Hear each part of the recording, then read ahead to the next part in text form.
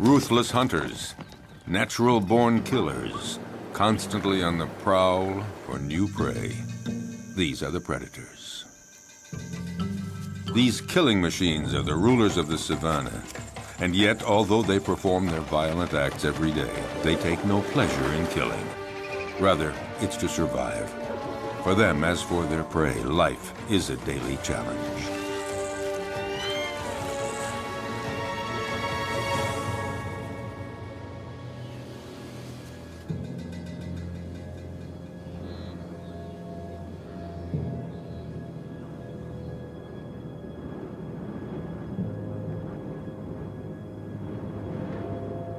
In the African savanna, right at the top of the food chain, are many species of big predators.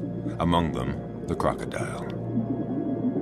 The only survivor of the dinosaur era, a crocodile can be virtually invisible to its prey. He will lie in wait, submerged, motionless, even for hours.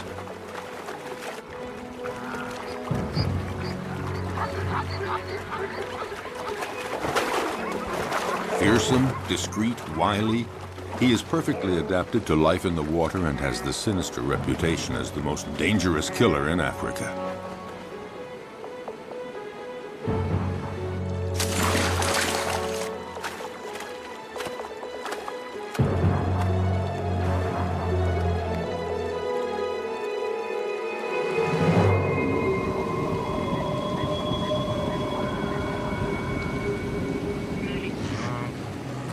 Predators have an essential part to play in the functioning of their ecosystems. By congregating at places where their prey can cause pollution, they limit proliferation, sparing other species that are few in number. Predators as a group, in limiting populations, help to preserve species that might otherwise eliminate one another.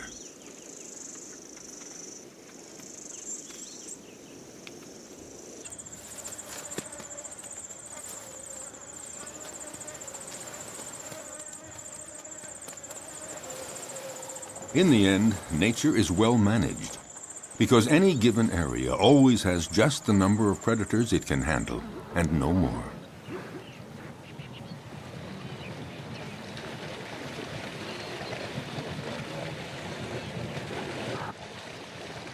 Each predator has its own way of hunting. Their strength and speed seem to protect them from many dangers, but their never-ending need for food, for survival, drives them constantly to keep hunting. Even when prey is abundant, chances of success are never sure. Often it depends on the strategy of the attack.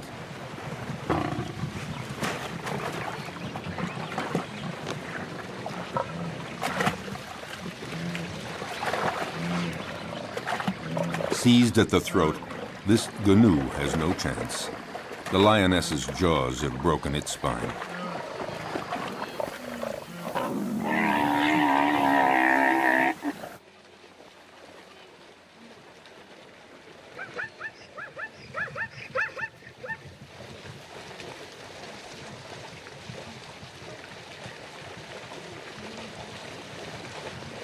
But the lioness can't lift her prey out of the water because the creek became too muddy during the dry season.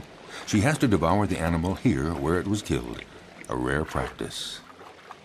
Usually several lionesses hunt together, but there are occasions of solo hunting, and then the lioness can rely only on herself to defend her kill. The prey has barely been taken when other predators start pointing their snouts toward the meal. Yes, it is not enough to hunt down and kill your prey. You have to defend it too. The fury of a lioness can be fatal for a hyena.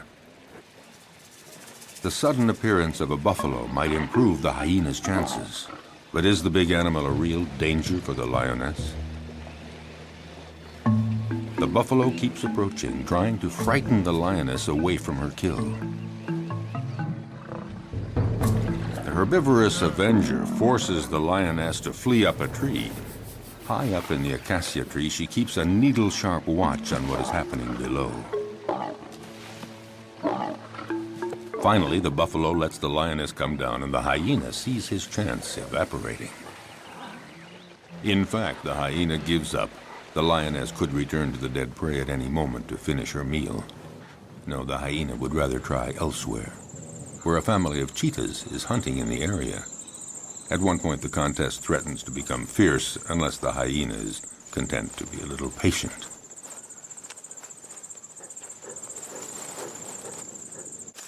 Why not let the fastest predator of the savanna do all the hard work?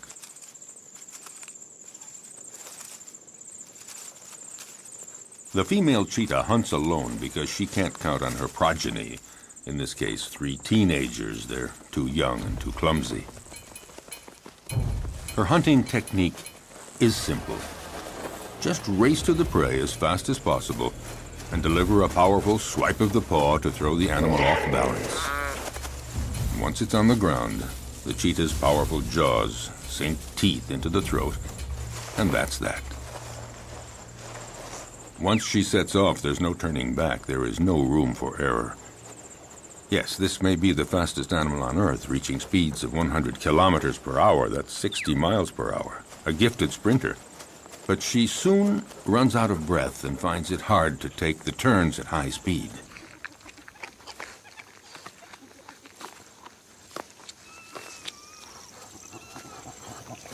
She expends so much energy all at once that she needs a breathing space to recover, and these are precious minutes.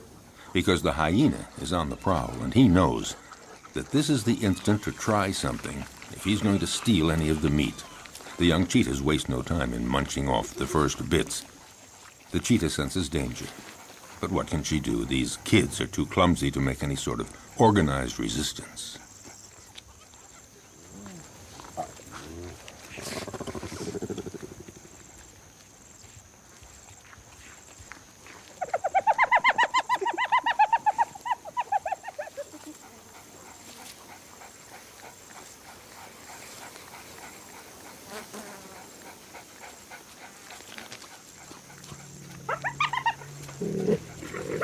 Their mother tries to put up a half-hearted bluff, but she knows that she and her offspring can't do anything against the hyena's terrible jaws and teeth, especially now with the smell of blood in the air.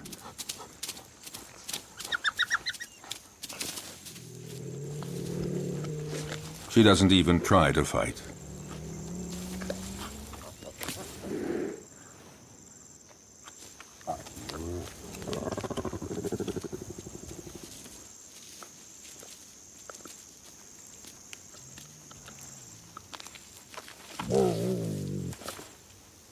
Her big meal is not for today. She's a spent force, and she knows it.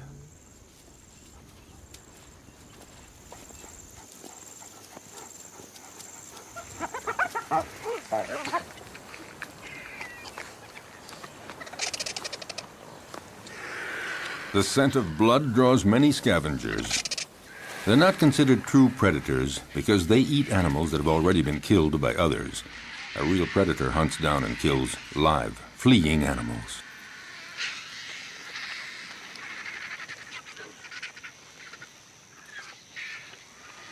As for the hyena, his patience has paid off, and he can eat to his heart's content. And that is apt to be a quarter of his weight, nearly 20 kilograms, 40 pounds of fresh meat. Of course, the vultures might invite themselves to take some of it.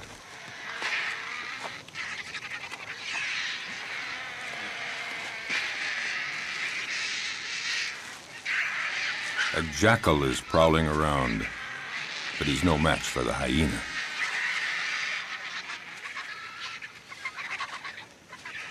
He, in turn, will find his meal someplace else, since the vultures don't seem to be in a sharing mood, not even to give a morsel. So he has to fall back on more modest prey.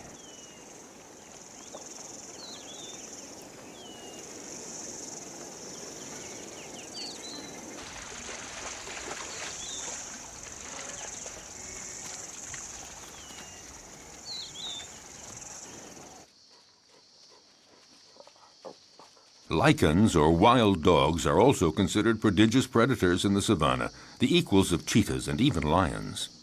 They're among the carnivorous animals that hunt during the day. To feed the family twice every day at sunup and sundown, they leave their lairs to hunt in packs. But they're not always successful, because they're often smaller than the animals they attack.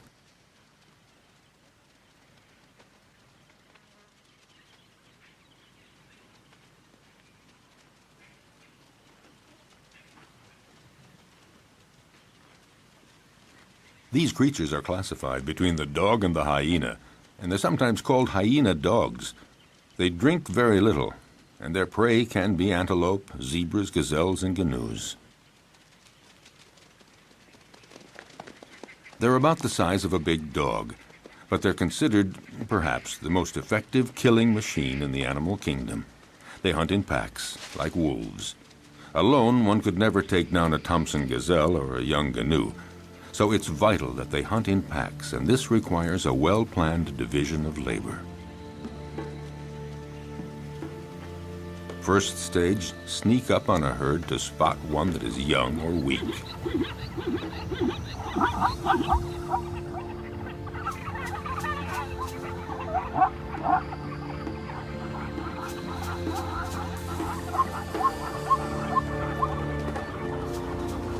Next, chasing down in relays. They charge the herd to scatter it and isolate the victim. And when that one starts to flee, the wild dog at the head of the pack takes after it at speeds of 50 kilometers an hour, 30 miles per hour. Their strength is in their numbers. The chief directs the whole procedure, but actually getting the prey is seldom as easy as it first appears. They succeed in 2 out of 3 hunts. Zebras know how to defend themselves. Their hooves are hard horn, and they can use them effectively as powerful weapons against attacking predators.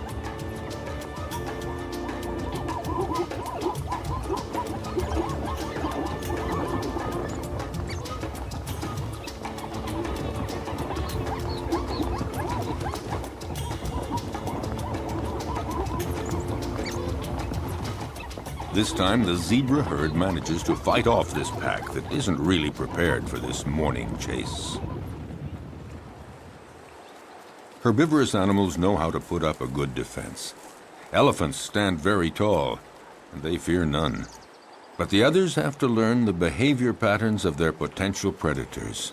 They know when they're hunting and when they're not. So it's common to see a herd of zebras calmly munching plants just a few feet from a relaxing lioness. But the zebras are watchful all the same. The stallion stands slightly apart like a sentinel. When he senses danger, he alerts the others with a whinny. Instantly, they all form a group and they flee together, with the stallion bringing up the rear, where he can nip the legs of the slow zebras to make them keep up with the others. But the greatest danger for all of them is crossing a river, because it's there that crocodiles lie in wait. If crocodiles are seen as the most frightening predators on the planet, it's because they're not only clever and strong, they have another weapon: their patience. They can go for months without eating, but after a fast like that, any prey passing within range of their massive jaws would have to be very lucky to escape. Armed with about 70 teeth, a thick body armor of scales, and powerful appendages that they can use to leap their full body length, their attacks are furious and frightening.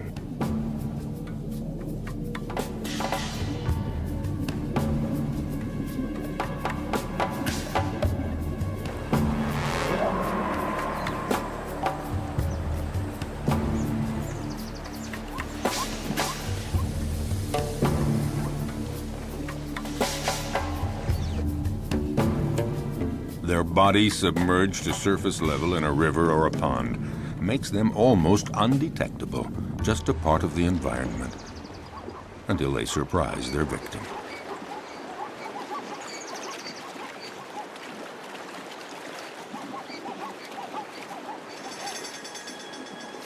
Buffaloes, zebras, antelope, these are perfect prey. And slippery shoreline mud or steep riverbanks often make it hard for the prey to get away.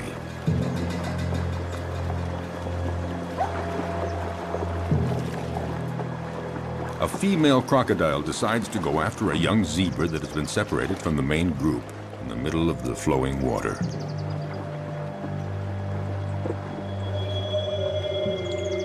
It's not a fair fight. Alone, terrified and wounded in the river, the animal doesn't know where to go or how to get away. The female crocodile tries to drag the wounded creature down into the water, but the youngster is resisting ferociously. It's hopeless. The crocodile has to have a better hold. The prey might get away. Whatever it takes, she has to get a firmer grip with her jaws, and in those few seconds, the zebra could get away.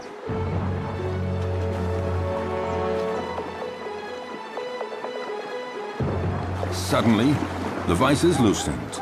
Instantly, the zebra takes advantage and breaks away, desperately climbing up the riverbank. Exhausted by the violent struggle to stay alive, the young zebra has to rest. But lions are always prowling along the river, seeking new prey. The young zebra's minutes are numbered because she is wounded. And in the savannah, a wounded animal is as good as dead. Here at the river, the lions have this prey for the taking. In fact, they have a wide choice of animals that are fatigued from crossing the river, or sick, or wounded, the ones that trail behind the herd.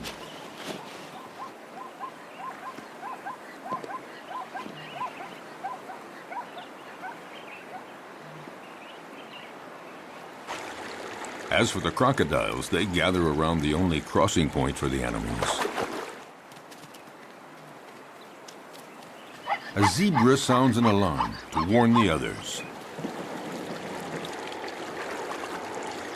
But the crocodiles are well aware. They know all they have to do is lie in the water and wait. Sooner or later, the next grazing animals will give in to the strong temptation to cross. It might be Thompson gazelles, eager to find that greener grass on the other side. For them, crossing the river is a real adventure. They're too small to resist the current. They wait, hesitating to take the first step. But for all their fear and reticence, the lure of the wonders sure to be found on the other side becomes too strong. The ones motivated by frantic urges to migrate often pay for their audacity with their lives.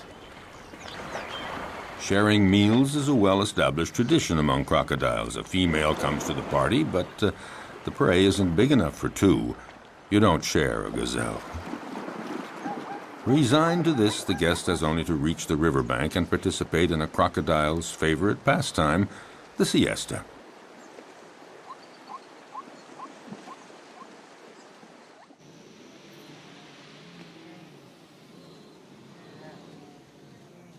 But during the mass migration across the Masimara Plains, danger comes not only from crossing the river, it lurks everywhere.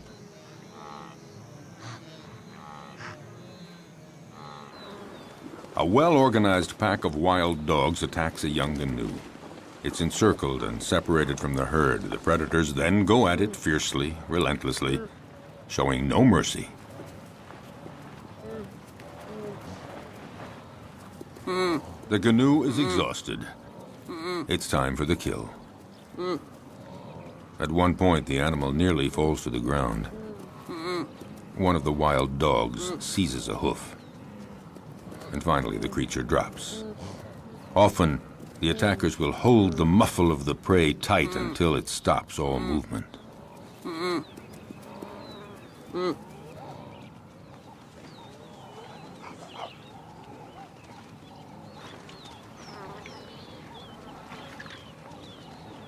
Now it just remains for the predators to share the meal.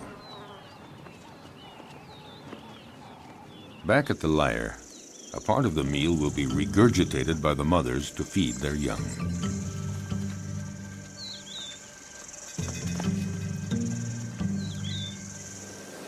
It may seem that predators are ruthless. They show no mercy at all. But they kill only when they're hungry. Their potential prey senses this. As we saw, herds are often oblivious to lions walking almost beside them.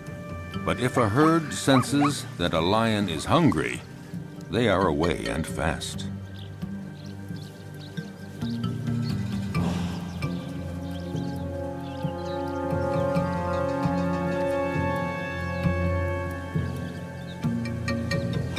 Yes, usually lions hunt in groups, or rather the lionesses hunt in groups.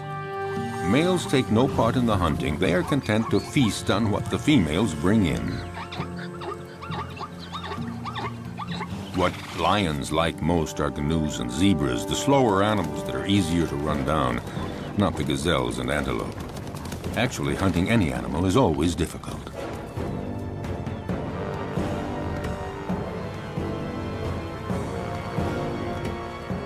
When hunting in groups, lionesses lie in wait, upwind, but one is stationed downwind. They wait for the right moment and then come out all at once, heading straight for the herd. The targeted animal is, of course, terrified and runs in all directions. There's every chance that the ambush will be successful. It is said that the zebra has an anti-lion camouflage. When they're running fast and trying to get away from the lions, their stripes create an optical effect that makes it difficult for a lion to distinguish where one zebra starts and the other ends. Unfortunately for the zebras, the effect isn't very effective.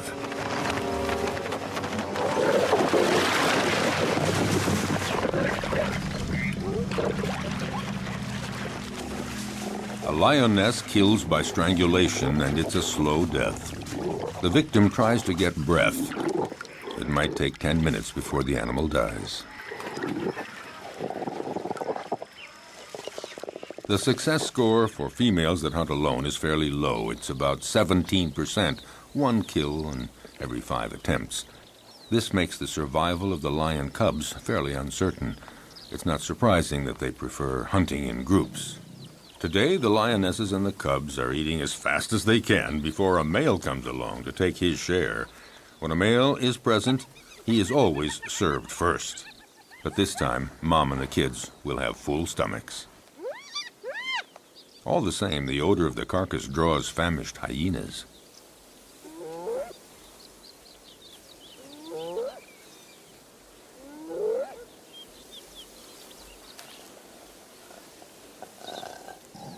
The banquet attracts envious neighbors. The hyena moves in closer, no doubt convinced that the moment has come to make his move. But the lionesses have no intention of letting him get away with it.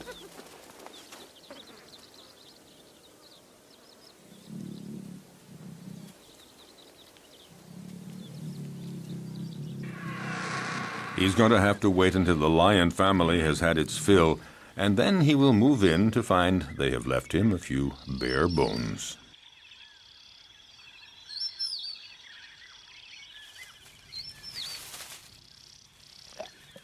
No, not much chance that the lions will leave much for the hyena. Well, if there's nothing here, the hyena has to resume a solitary quest. Why not seek out tender prey, fresh meat, for instance, an unsuspecting, defenseless baby cheetah? For out in the wild, hostile nature, the lives of the young, whether predator or prey, are often precarious.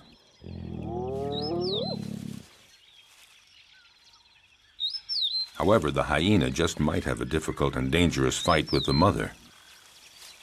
Intimidation, dissuasion, will he dare?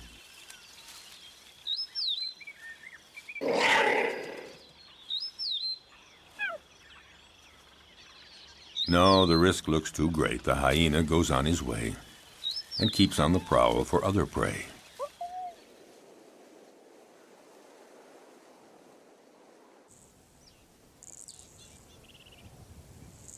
His courage seems to have deserted him for trying another attack. Off the hyena goes looking for any food to quell the pangs of hunger. Once the danger is over, the mother cheetah is required to leave her little ones and go off to hunt. But will they be there when she returns? In the savannah, cruel choices have to be made. The hyena appears to have gone off and is now far enough away. The cheetah has to go for it. A quick hunt and then back to the lair.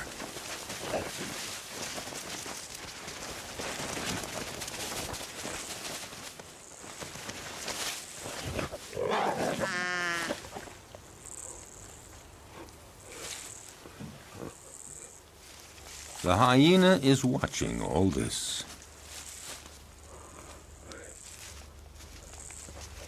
And a little too sure of itself approaches the cheetah, certain to come out the winner.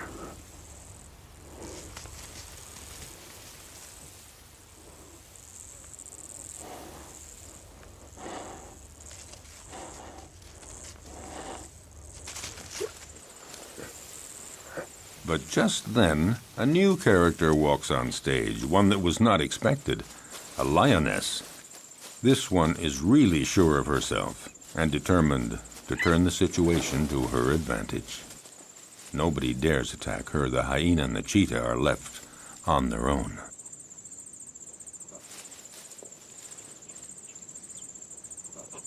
Indifferent, the lioness ignores them with the arrogance of a victor.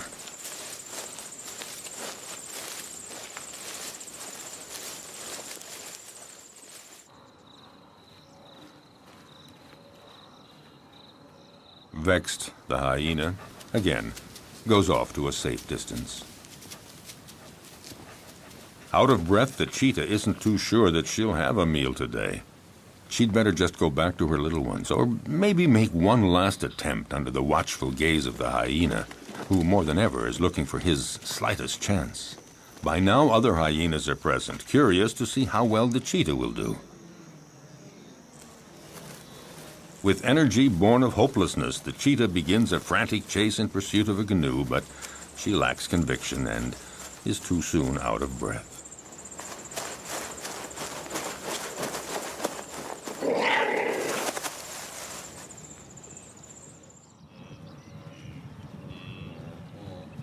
Even the gallery of watching hyenas doesn't think that she'll succeed.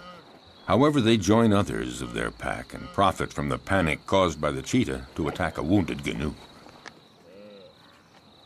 The lone hyena would very much like to join the party. Well, aren't there cordial relations among all members of the same species?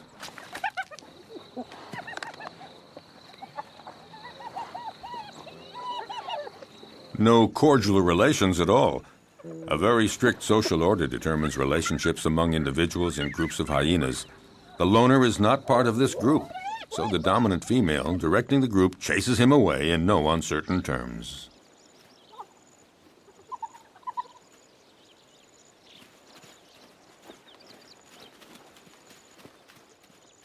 Nothing can be done, so it's best just to melt away into the distance.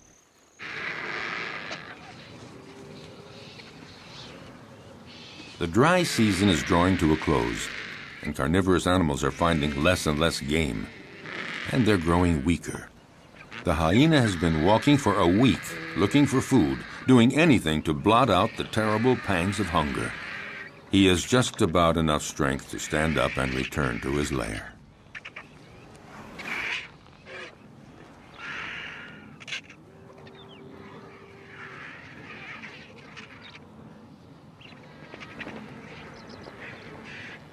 Oh, he knows the vultures are waiting for just one thing, for him to lie down and not get up.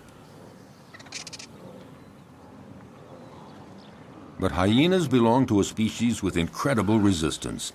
Gathering up all his strength, he sets off on his quest.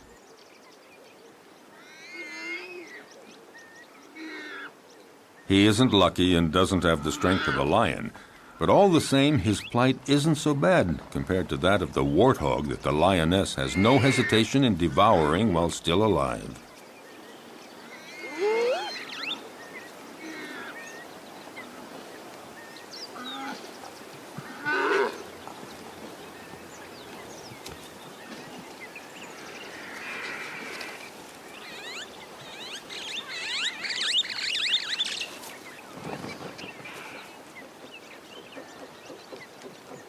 The hyena was right to wait around for a while. At last, there is a reward because the lioness leaves the warthog carcass after eating only the entrails. Finally, something to eat.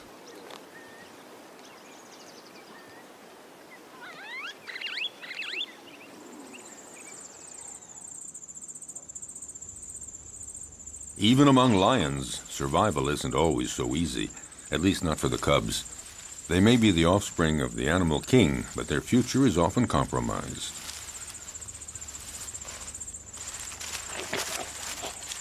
Power and strength characterize the lion, but the cubs are vulnerable, and danger lurks everywhere, even within their own group. Actually, among the lions, everybody seems to be getting along with a certain intelligence. The females within a family are taking good care of the little ones. A female will submit to any sort of nuisance from the cubs, and will even take care of the ones that are not her own. So the females remain calm, but it's quite different with the males. They guarantee reproduction, and they protect the females and the cubs, but they can turn dangerous for the cubs. Unmindful of his tremendous strength, a male who is annoyed by a cub teasing him just might kill the youngster with a swipe of his paw. Lions like to live in a stable family group, and yet the young ones, especially the newborn, are always vulnerable. Prudently, a female about to give birth distances herself from the group and finds a lair where she can have her cubs. She wants to find a natural hiding place where hyenas and jackals and cheetahs can't get at the little ones, and to keep them safe from the male lions that might come to take them. A female may have as many as 6 cubs at a time, but only 1 in 5 will survive to adulthood. Cubs are most fragile during the first 20 months. Then they are young adults. The mother lioness has to leave her cubs in the hiding place and go out to forage for food, but she never knows whether when she returns she's going to find them dead or alive. Will they escape the prowling predators? The lioness is now isolated from her group, and she has to hunt alone. Her predatory hunting instincts have to overcome her maternal feelings.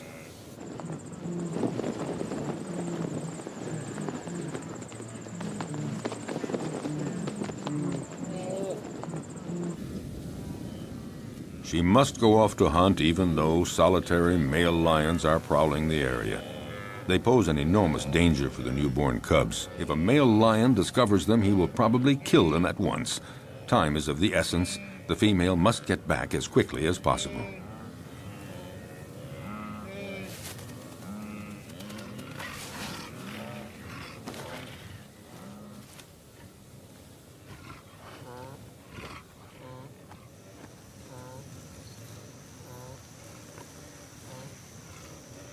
A lion, alerted by the noises, emerges from a thicket. A male lion does very little in life. He sleeps and takes care of reproduction, protects the group, and eats to his fill whatever the lionesses bring in from the hunt. And usually he's first in line. The lioness is well advised to catch her breath quickly and start eating as much as she can to regain her strength before the male shows up.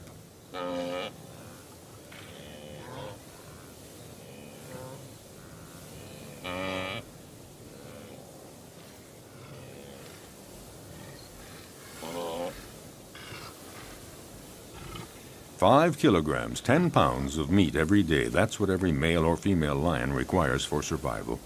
But one might eat up to 35 kilograms, 70 pounds, at a single meal. The effort has been so strenuous, the lioness has to recuperate for a good 10 minutes before feeling strong enough to begin eating.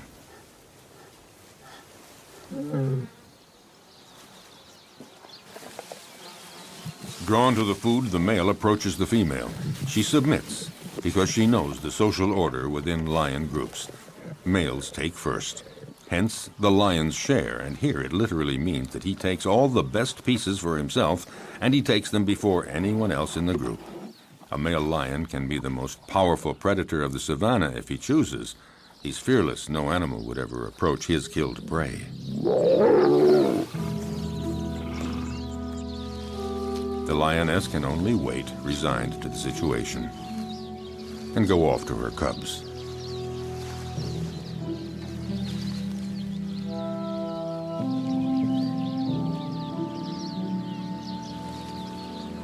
Returning from the hunt, the young mother lioness has to make her presence known. A cruel surprise awaits her. Her little ones had a surprise visit from a solitary male lion that happened upon them. Only one cub remains, but it's dead.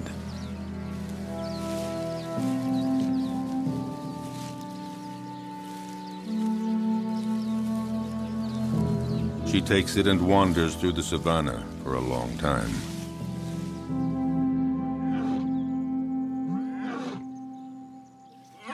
Before she can bring herself to give up the cub's body to the vultures.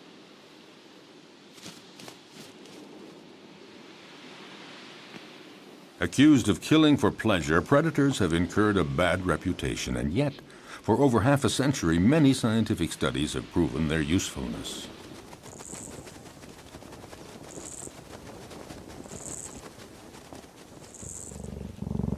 A number of predators are key species that enrich their region and determine the structure of animal communities. They maintain a good balance between various species. Attempting to suppress the predators to protect nature is a mistake, because any place without predators is not a stable environment. On the contrary, it's an artificial habitat made poorer and more fragile.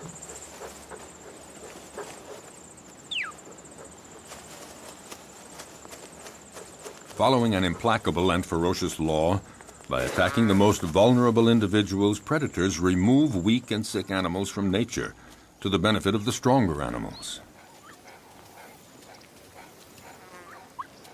For all that, the life of a predator is not so simple.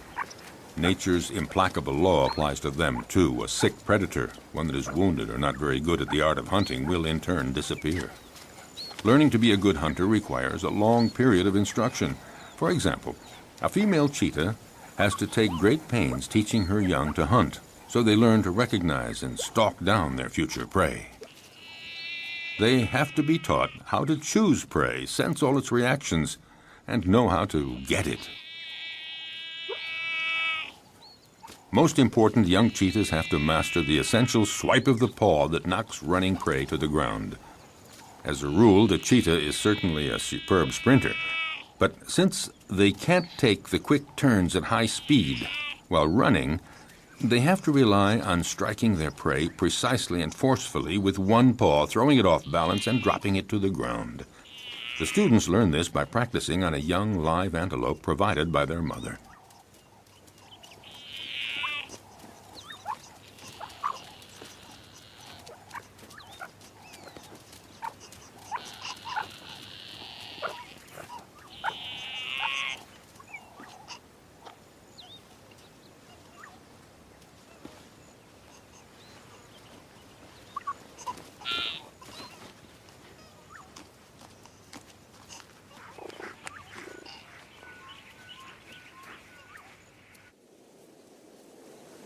In the broadest sense, being a predator is feeding on other living creatures.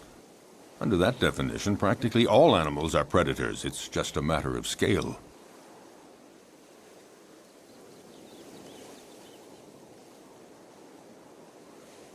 In the savannah, baboons are, for the most part, omnivorous. But sometimes they reveal themselves as accomplished predators. The males have no hesitation in attacking other mammals that they may encounter on their way.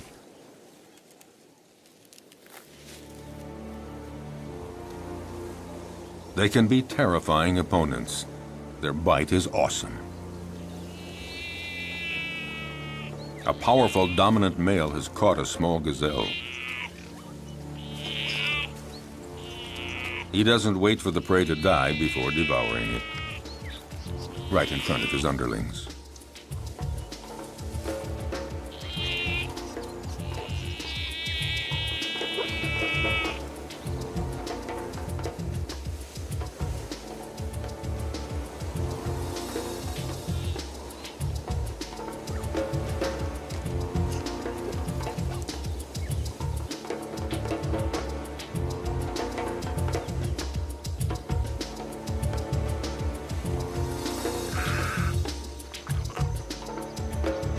This male may leave a few scraps for others, but only after he's had his fill.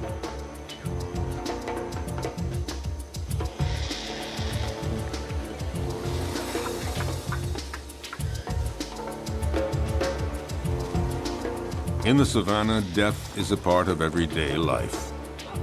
The baboons set off for new horizons.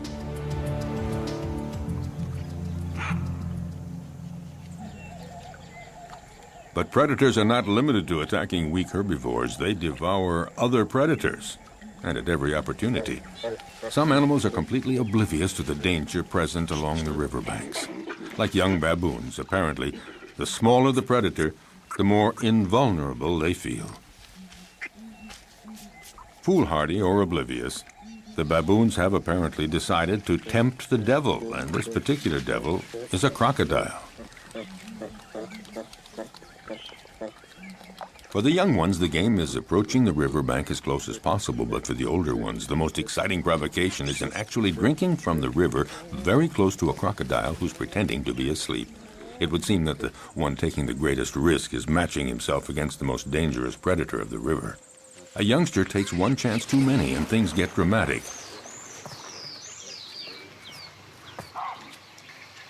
The alert is sounded, but it's too late. The entire group looks on helpless, seeing the young baboon in the jaws of the hungry crocodile.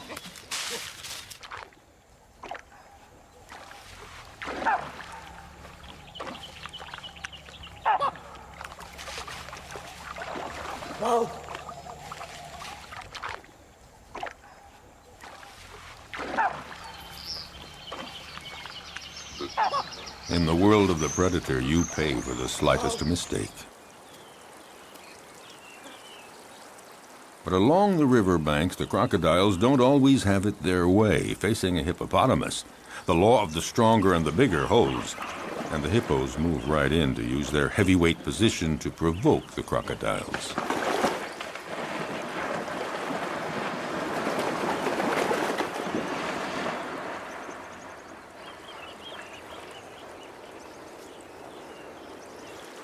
The hippos and the crocs live together in the river. The crocodiles may present no direct threat to the hippos, but all the same, they might go for a young, defenseless crocodile.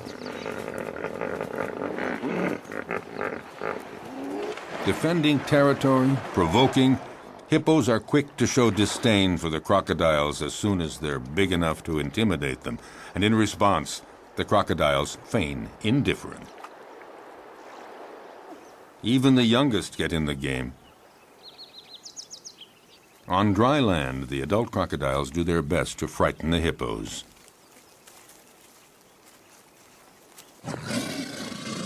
They multiply their efforts, but the massive creatures don't believe a word of it, so to speak.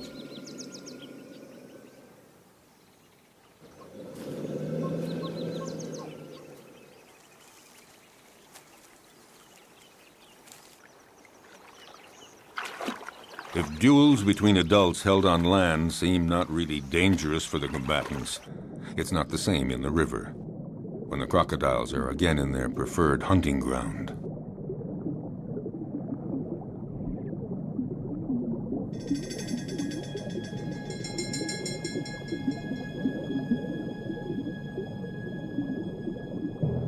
In the aquatic element, a crocodile is ruthless, facing a young hippo. Didn't realize how dangerous it is to get separated from the group.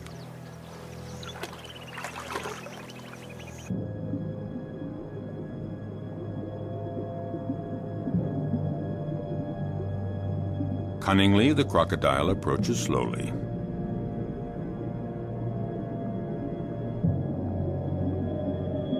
Very calmly, it pursues the prey, waiting for the right moment to strike. Feeling safe, not sensing exposure to any danger, the hippo swims down in the water. And the crocodile glides effortlessly. He's in no hurry.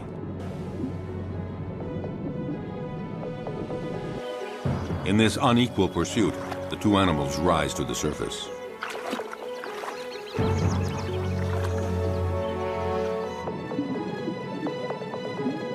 It only remains for the crocodile to pounce and pay no penalty.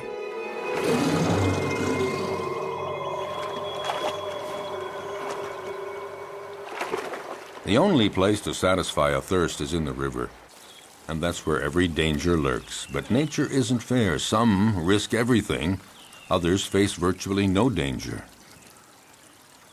Take the giraffe, gaining considerable protection from its great height. Still, it's in mortal danger drinking at the river, because it has to spread its legs, and in this uncomfortable position, the giraffe is highly vulnerable.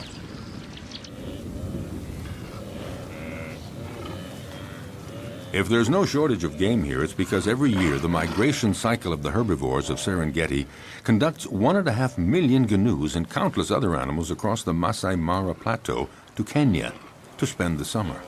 Water holes and the whole environment provide predators with a happy hunting ground, and these meat eaters take full advantage. Nevertheless, the actual hunting is far from assured.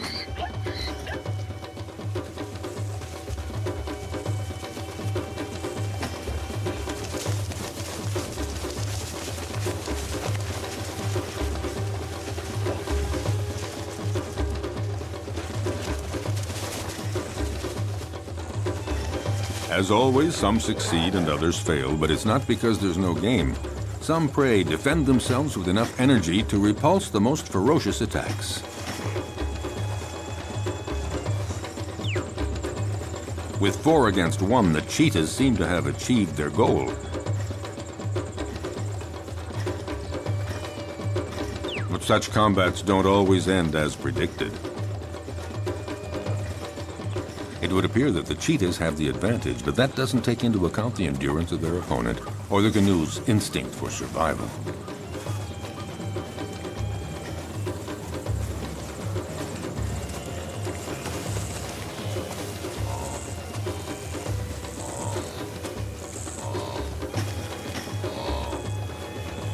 Despite the ferocious attack he has endured, will the canoe's stubborn refusal to give in result in his eluding his attackers?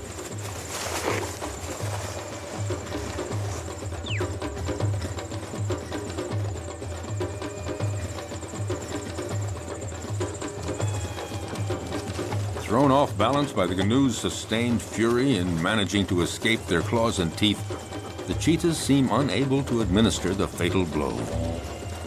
Suddenly, in an astounding burst of energy, against all odds, the canoe does manage to escape from all those predators. Totally exhausted by all this, the cheetahs give up.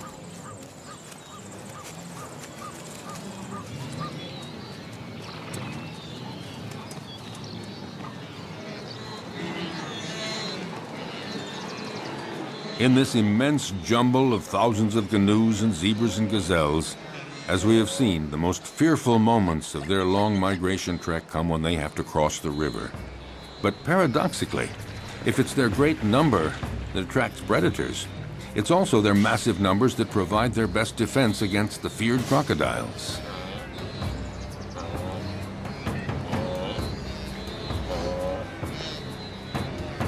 The canoes throw themselves into the river, where the crocodiles await them to conduct them to their doom. But there is such a density, so many animals churning in all directions.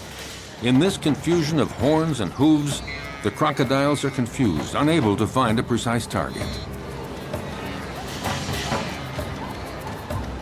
Some of them even stomp on crocodile heads in their frantic, panicky movements.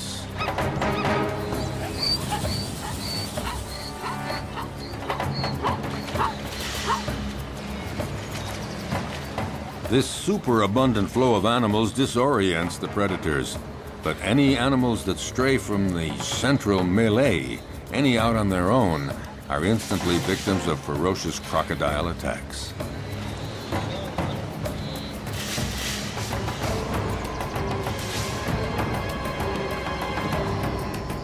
The prey is seized in a single leap, the victim rendered rigid by the pain of the bite, held firmly in those massive jaws, and the crocodile begins to devour the animal.